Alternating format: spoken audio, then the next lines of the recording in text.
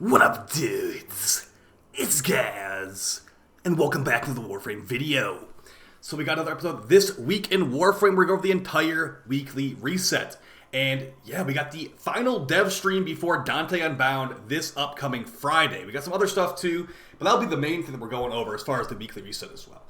Before we get into it though, make sure you sub this channel. We do daily Warframe video uploads. I'll also have a Dante Unbound prep guide coming out in the next 24 hours, so keep an eye on that on the channel. As far as if you haven't been paying attention to all the patch notes and all that, what you should be doing if you want to get the most of the Dante update on the first day it comes out, which is March 27th, by the way. Let's get right into the weekly reset stuff before we go over that, though. We got the first item at Teshin. We got a rifle ribbon for 75 steel essence. There's no new rifles coming in the Dante Unbound update, but rifles are still pretty good. You can get like a Torah ribbon or something like that. So that's going to be your first weekly reset item. Now, as far as the dev stream this week, there will be a dev stream on Friday the 22nd, but for a lot of you guys that might watch it mostly for the drops, there will not be any drop on this upcoming dev stream. So if you really only watch it for the free item, a recap video will do totally fine for this upcoming dev stream, as, you know, we already know the date that Dante is coming out. I'm expecting there to be some Warframe 1999 information, as well as, you know, some other stuff too, like maybe the next Prime frame. I'm expecting Protea Prime to be revealed this upcoming dev stream as well on the 22nd. So keep it out on my channel. I'll have a overview video, of course, the day of, and I'll be also live streaming it on the live stream channel as well. So go on, stop by if you haven't done that yet. All right, let's go over to check out Archithis wares. Reminder as well that there is also some things that will be changing with these videos going forward when the Dante update comes out. But first off, we got some ribbon mods over here. We got a pistol ribbon mod for 15 Pathos, a rifle ribbon for 15 Pathos, 5k Kuva, a formal blueprint, and a secondary Arcane adapter. 25 Pathos for the Arcane adapter, unfortunately. So as far as this stuff, I mean, if you want another rifle ribbon, go for it. This is stuff that rotates every week, so sometimes there's like reactors and things there. But yeah, so these videos will be changing. I will no longer be covering Kahl missions starting on the 27th, so like the week of the 27th. So we'll be covering Deep Archimedians instead, as those will have some RNG tied to the modifiers to them. So reminder to go to Pauladina on Iron Wake to get your weekly Kuva and your weekly ribbons. Also go to Archimedian Yanta on the Zeraman to get your weekly stuff from her too. All right, let's get into the first Duviri weekly here. We got the normal circuit. Let's see what frames we got. Okay, so we got Ash normal, Frost normal, and Nyx normal. Now, as far as the most annoying one to farm, it's definitely going to be Ash. But Frost and Nyx are... Actually, Frost and Nyx are a lot easier to get. This guy comes from a boss fight. Nyx comes from a boss fight as well. Ash, I believe, comes from Railjack Defense, which they used to drop from like Mannix, no longer happens. So definitely pick Ash. He doesn't have the best Helminth, but he's also very annoying to farm, the normal version of, so go ahead and get him. I don't really use Seeking Shuriken anymore because it's just not very consistent, but that's what I got for the rank up reward. Alright, moving on to the Steel Path Duviri. We've got the final week rotation before it rotates all around again. So just a quick reminder though, if you have the rank 9 Opportunity Intrinsic, you can get Kuva or some ribbons instead of any of these Incarnons you might already have. Let's do a full review of all these, though. And I did just have a Xylock Incarnon video out like a couple days ago. So if you want to go watch that, feel free. It was a Xylock Prime Incarnon video. And the general gist of this thing is it's got a really good primary shot with this Incarnon installed. It goes to like really high crit chance. But the Incarnon form on this weapon just doesn't feel that great.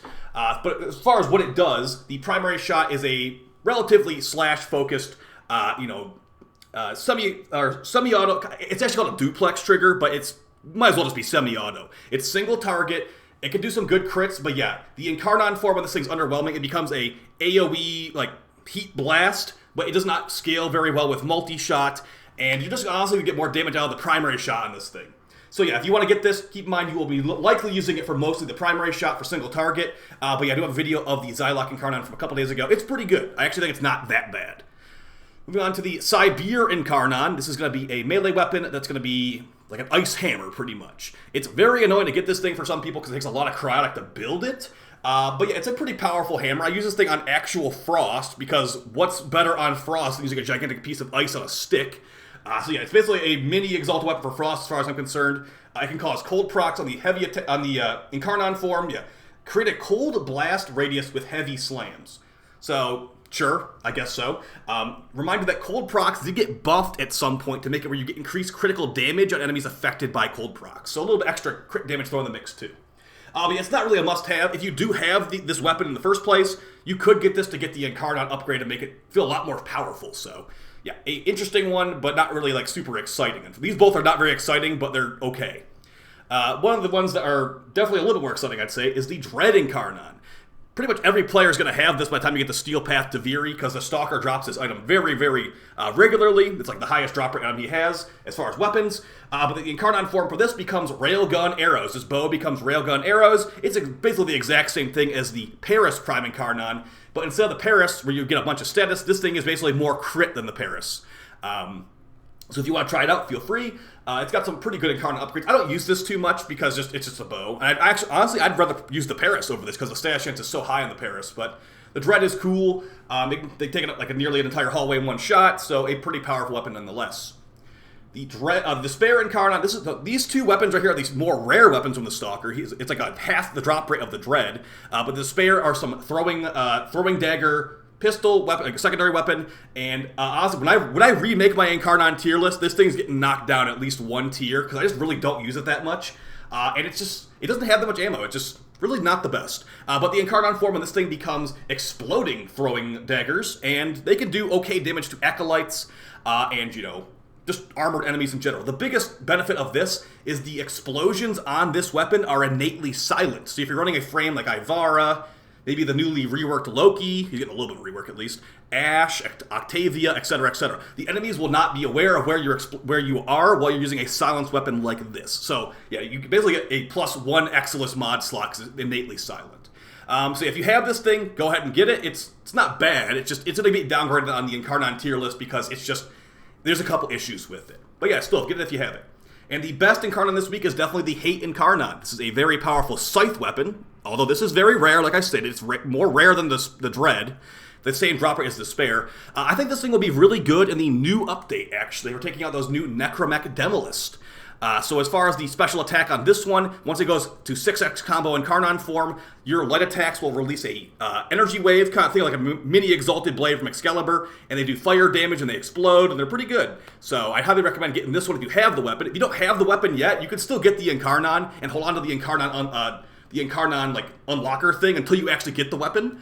Then you can install it when you finally get it. It can be a little treat when you finally get that weapon to drop.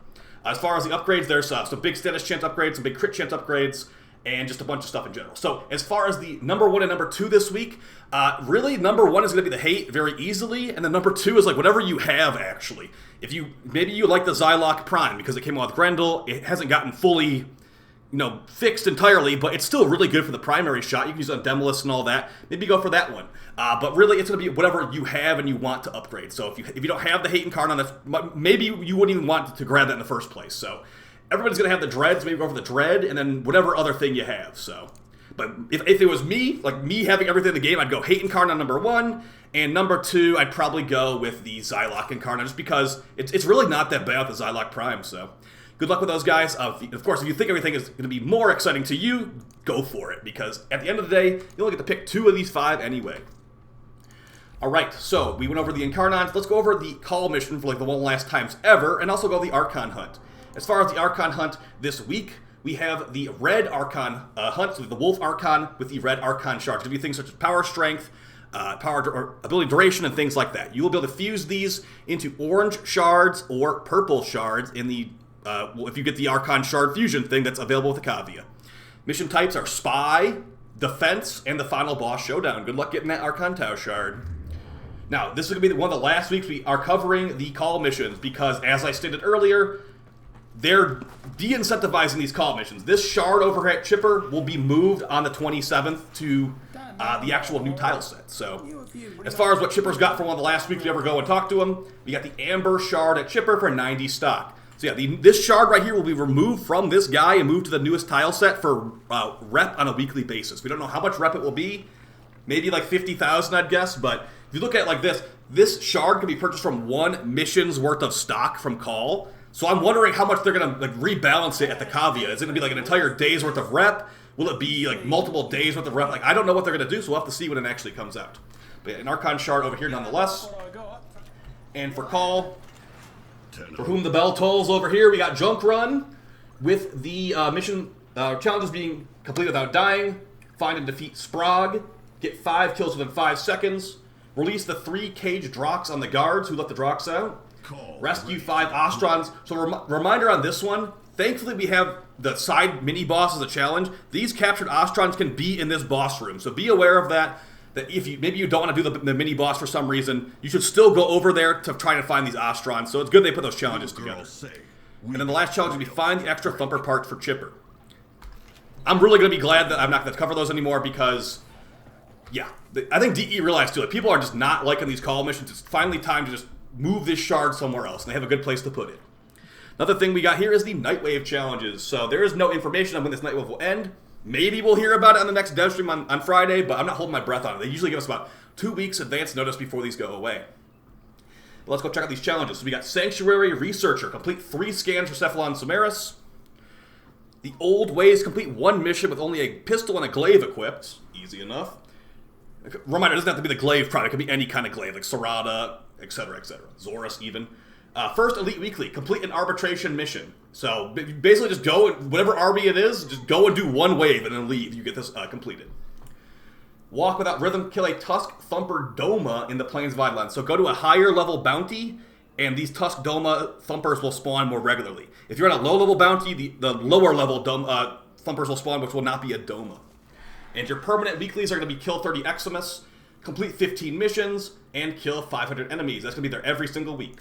Let's see the cred offerings over here. Ooh, ceramic dagger, nice. Okay, so we got our evergreen stuff at the top as always. So if you need Nightain or whatever, there it is. Helmets are going to be up to personal preference, obviously. Calervo helmet's pretty cool, though.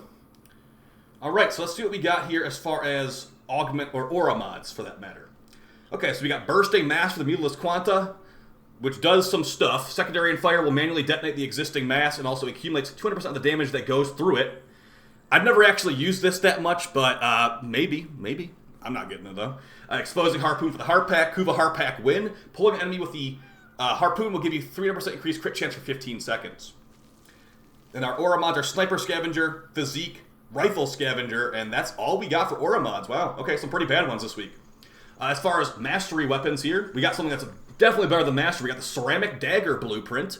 There is an Incarnon for this. It's not available this week. Will be a couple more weeks till it's back. But yeah, one of the best stat sticks in the game. So if you don't have this thing, it only comes from Nightwave. So make sure you get this blueprint if you don't have it already.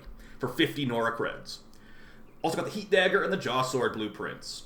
For Conclave Augment mods, we got Focused Acceleration for the Tetra, Power of 3 for Ivara, Purging Slash for Excal, and Shrapnel Round to the Marelock. As far as any of these being good, I don't really use them. I used to use the Power of 3 for Ivara, but it's not really worth the mod slot to me. So, yeah, I'd say none of these are really worth picking up, unless you really want to mess with the Marelock for some reason.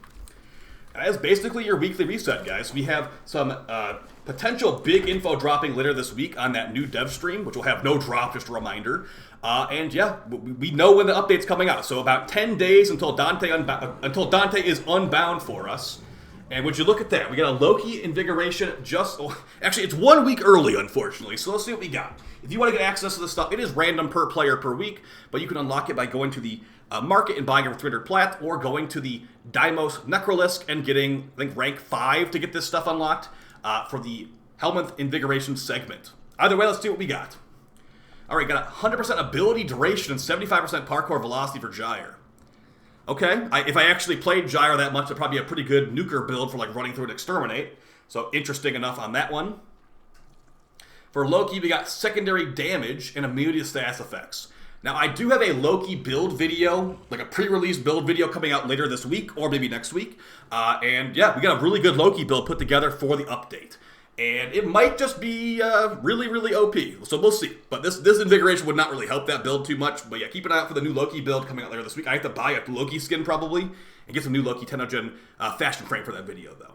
And for the last Invigoration, we got Ivara. Show me the good stuff. Okay, we got range and an energy rate for Ivara.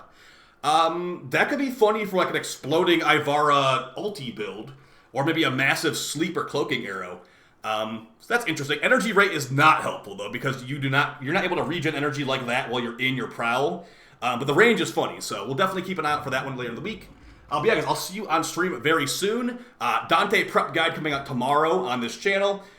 Dev stream overview video on Friday. Also dev stream live reaction on Friday as well. So you're in the right place for Warframe content. I'll see you guys very soon, and take it easy. Peace.